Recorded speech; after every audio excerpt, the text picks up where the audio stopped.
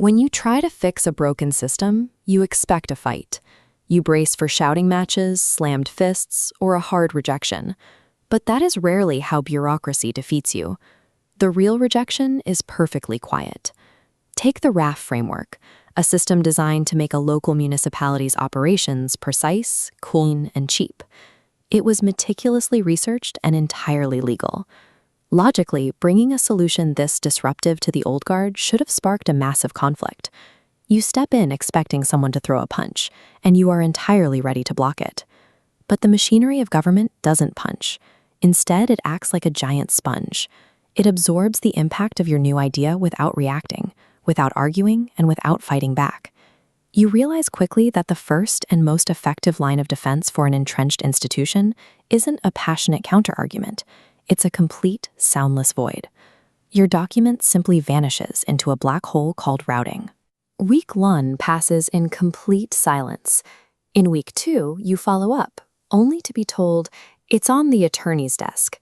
By week 3, you discover it has been quietly shipped to an entirely different department for a preliminary study. You haven't made any enemies. No one has raised their voice at you. Yet instead of the sharp adrenaline rush of a direct conflict, you feel a heavy, creeping exhaustion.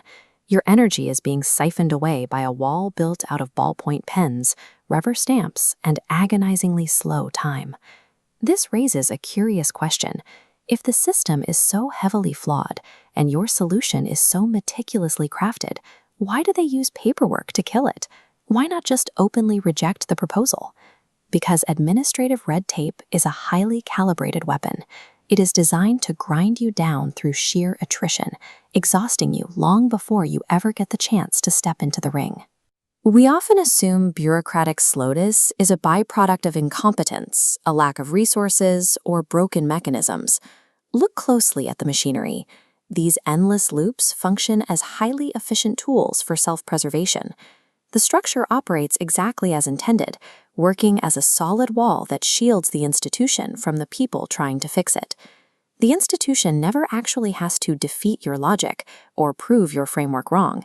Its only winning condition is to leave you alone in a waiting room until your patience and stamina completely run out.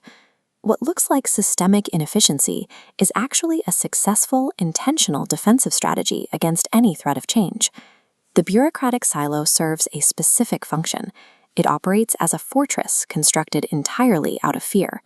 When you introduce a framework that demands transparency and accountability, the people inside view you as an existential threat to their grip on power. From their perspective, a reformer is a thief attempting to strip away their most valuable, comfortable illusion, the quiet belief that they are doing nothing wrong. If you bring a spotless solution to a group of people who benefit from the mess, they won't celebrate. You are forcing a society that has adapted to the dark to reject the light, and they will do so with ruthless, silent efficiency.